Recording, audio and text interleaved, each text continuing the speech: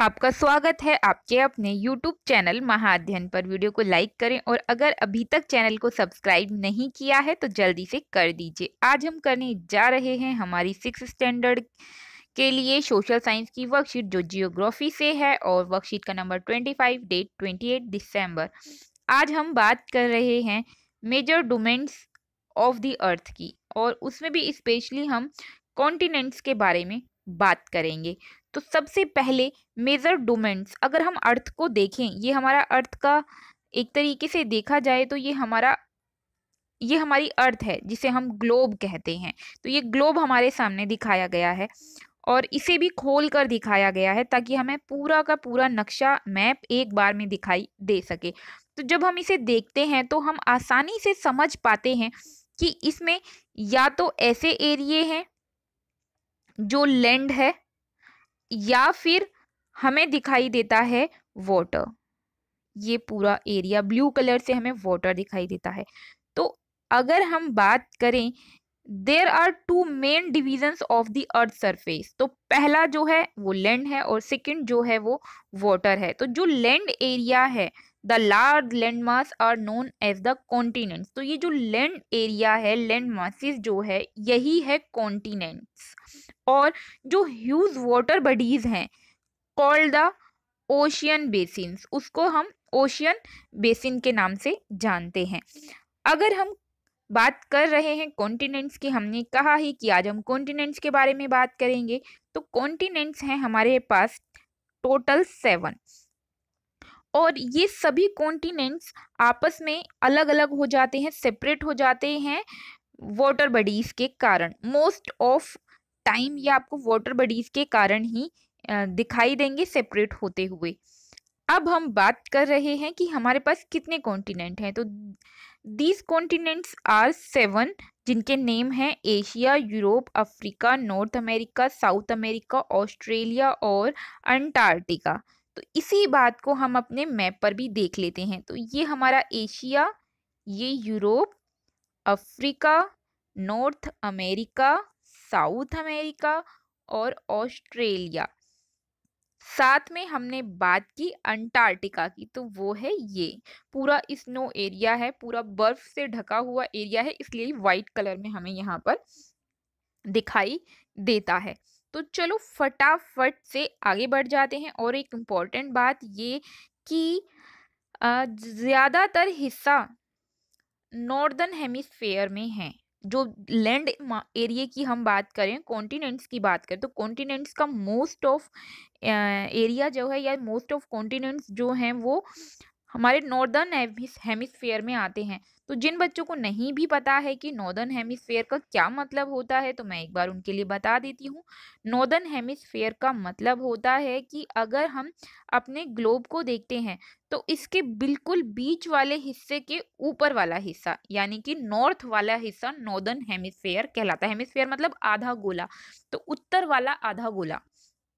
तो ये गोला, गोले का आधा और ये आधे का उत्तर वाला हिस्सा और ये दक्षिण वाला हिस्सा यानी कि साउथ वाला। तो ये नॉर्थ और ये south, south hemisphere, north hemisphere. अब बढ़ते हैं आगे की तरफ, तो देखते हैं कुछ और इम्पोर्टेंट चीजें अपनी इस वर्कशीट के बारे में। तो सबसे पहले एशिया के बारे में कुछ इम्पोर्टेंट नोट्स या पॉइंट्स हम कलेक्ट कर लेते हैं। तो सबसे पहले एशिया लार्जेस्ट कॉन्टिनेंट है, सबसे बड़ा एशिया है। कॉन्टिनेंट में अगर आपसे पूछा जाए कि सबसे बड़ा, सबसे लार्जेस्ट कॉन्टिनेंट कौन सा है, तो आप कहेंगे एशिया है।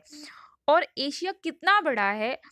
एशिया टोटल लैंड, जब हम टोटल लैंड एरिया की बात करें तो टोटल लैंड एरिया में से 1/3 जो है वो एशिया है, यानी कि 100 में से 33% एरिया जो है वो एशिया में है। एशिया कॉन्टिनेंट उसको कवर करता है। और एशिया कॉन्टिनेंट ईस्टर्न हेमिस्फेयर में आता है। अभी अभी तो हमने 2 हेमिस्फेयर की बात की, नॉर्दर्न और साउदर्न मैंने आपको बताया। तो ये ईस्टर्न क्या है? तो ये जब मैंने आपको बताया कि ये नॉर्दर्न और ये साउदर्न, तो अभी बात करें हम ईस्टर्न और वेस्टर्न की। तो यहाँ अगर बीच से एक लाइन खींची जाए तो ये ईस्ट और ये वेस्ट, तो ईस्टर्न और वेस्टर्न। तो अब हम बढ़ जाते हैं आगे की तरफ। Tropic of cancer passes through this continent. कौन से कॉन्टिनेंट? एशिया कॉन्टिनेंट से कैंसर भी पास होती है।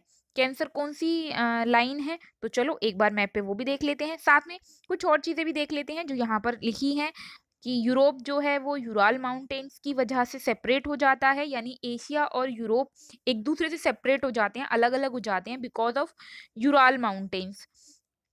इसके साथ में वो एरिया जो यूराल की वजह से या दूसरे बहुत कुछ रीजन्स की वजह से एशिया और यूरोप दोनों में आते हैं, उन्हें हम यूरेशिया बोलते हैं। तो चलो फटाफट से एक बार मैप देख लेते हैं। तो ये है हमारा मैप, यहाँ पर है हमारा यूराल। जब आप देखेंगे ये है यूराल, यूराल माउंटेन्स। साथ में हमने बात की थी कैंसर की, तो ये जो लाइन है ये है कैंसर की, ये वाली लाइन। ठीक है, अब हम इसी को अगर आगे, तो ये हमारी कैंसर है जो यहाँ से पास कर रही है। और साथ में आप कैप्रिकॉन भी देख लीजिए। कैप्रिकॉन है होती है हमारी साउदर्न हेमिस्फेयर में और कैंसर होती है हमारी नॉर्दर्न हेमिस्फेयर में। इसके अलावा हम और कुछ बातें कर लेते हैं जो हमें हमारी वर्कशीट में आगे बताई गई हैं। एक बार उन पर भी, हम मैप पर हैं तो एक बार मैप को देख लेते हैं अच्छे तरीके से। अगर आप ठीक से देखें तो हम यहाँ देख सकते हैं कि जो अफ्रीका है, अफ्रीका कॉन्टिनेंट है, इसमें से देखिए ये कैंसर भी पास करती है, कैप्रिकॉन भी पास करती है, और साथ में हमारी इक्वेटर जो हमारे अर्थ को या हम कहें हमारे ग्लोब को 2 इक्वल पार्ट में डिवाइड करती है, वो इक्वेटर, तीनों लाइंस जो हैं वो इस कॉन्टिनेंट से पास करती हैं। इसके अलावा इसके कॉन्टिनेंट के बारे में जो और खास बात है वो ये है कि ये जो कॉन्टिनेंट है इसमें हमारे वर्ल्ड का सबसे बड़ा डेजर्ट जिसका नाम है सहारा डेजर्ट, वो यहीं पर है, इसी अफ्रीका कॉन्टिनेंट के अंदर। और विश्व की सबसे लंबी नदी लार्जेस्ट रिवर की जब हम बात कर रहे हैं, लॉन्गेस्ट, लार्जेस्ट नहीं, लॉन्गेस्ट रिवर की जब हम बात करते हैं तो उसका नाम है नाइल नदी, जिसे नील नदी भी कहते हैं, वो भी यहीं पर दिखाई देती है। और इसके अलावा अगर हम बात कर रहे हैं कॉन्टिनेंट्स की, तो हम तीसरे इंपॉर्टेंट कॉन्टिनेंट्स के जब बारे में बात करते हैं तो वो है हमारा यूरोप। तो यूरोप के बारे में जब आप बात करेंगे तो हम देख सकते हैं कि यूरोप एक ऐसा कॉन्टिनेंट है जो 3 साइड, तो इसमें हमें वाटर दिखाई देता है। हमने क्या पढ़ा कि वाटर बॉडीज की वजह से सभी कॉन्टिनेंट अलग अलग हो जाते हैं, सेपरेट हो जाते हैं, लेकिन यूरोप कॉन्टिनेंट 3 साइड वाटर है, बट 1 साइड देखते हैं तो ये एशिया से टच करता है, जिसकी वजह से ये जो एरिया है ये लैंड एरिया है। और अफ्रीका की जब हम बात करते हैं तो हम अफ्रीका को जब देखेंगे तो अफ्रीका के सभी साइड्स को जब हम देखते हैं, ऑल साइड्स यहाँ पे वाटर हमें मिल जाता है या वाटर हमें दिखाई देता है। आप इसे ठीक से देख सकते हैं, ये देखिए यहाँ पर ये ऐसे, ये पूरा वाटर है, सब तरफ हमें पानी दिखाई देता है। तो चलो बढ़ते हैं अब आगे की तरफ। जो कुछ हमने अभी भी बात की वो सब यहाँ पर लिखा हुआ है, तो चलो जल्दी से एक बार इंक हटाकर इसे भी देख लेते हैं। The continent lies the west of Asia, तो ये मैंने भी आपको बताई दिया कि ईस्ट और वेस्ट क्या होता है। फिर Arctic circle the Arctic circle passes through it, Arctic circle भी हमें यहाँ पर दिखाई दे रहा है। आर्टिक सर्कल कहाँ है हमारा, तो आप ये देख सकते हो कि ये आर्टिक सर्कल है। एक तरीके से अगर आप ठीक से देखेंगे तो ये आर्टिक ओशियन है जो इसके आसपास हमें दिखाई दे रहा है। आगे बढ़े तो it is bound by water bodies on 3 side, तो ये मैंने आपको बता ही दिया कि इसके 3 साइड ही वाटर बॉडीज हैं। 1 साइड जो है वो एशिया लैंडमार्क है, लैंड एरिया है। उसके बाद अफ्रीका के बारे में बात करें तो ये सेकेंड लार्जेस्ट कॉन्टिनेंट है। फर्स्ट लार्जेस्ट कौन है, तो वो एशिया है। सेकेंड लार्जेस्ट अफ्रीका है। इक्वेटर अफ्रीका से पास करती है। वहीं पर हमने बात की कि इसके अलावा इक्वेटर के साथ साथ कैप्रिकॉन और कैंसर भी वहां से पास करती हैं, जो मैंने आपको बता दिया है, ये तीनों वहां से पास करती हैं। तो इक्वेटर और 0 latitude runs almost through the middle of the continent, तो इक्वेटर अफ्रीका की बिल्कुल मिडिल से ही पास करती है। और साथ में हम देखें तो अफ्रीका का ज्यादातर हिस्सा नॉर्दर्न हेमिस्फेयर में ही है। सहारा डेजर्ट जो सबसे बड़ा डेजर्ट मैंने आपको बताया वो यहीं पर है, फिर मैंने आपको बताया the continent is bound all sides by oceans and seas, ये भी मैंने आपको बता दी कि इसके चारों तरफ हमें वाटर बॉडीज दिखाई देती हैं। और मैंने आपको बता दिया कि नील नदी जो है, नाइल जिसको हम बोलते हैं, वो भी यहीं पर फ्लो करती है। चलो तो अब देखते हैं आज हमने सीखा क्या। सबसे पहले हमें बताना है what is known as continent. तो कॉन्टिनेंट किसे कहते हैं या कॉन्टिनेंट क्या है, ये आपको बताना है। तो हम फटाफट से बता देते हैं कि कॉन्टिनेंट क्या है। तो आप लिखेंगे the largest the large land masses are known as the continents. आप इस आंसर को कॉपी में लिखेंगे। अब बढ़ते हैं सेकंड क्वेश्चन की तरफ। सेकंड क्वेश्चन में हमसे कहा है how many continents are there in the world. तो आप सिर्फ 7 भी लिखकर इसको छोड़ सकते हैं, पर आप ऐसा मत करना, आप 7 के नाम जरूर लिखें, नेम्स लिखने चाहिए।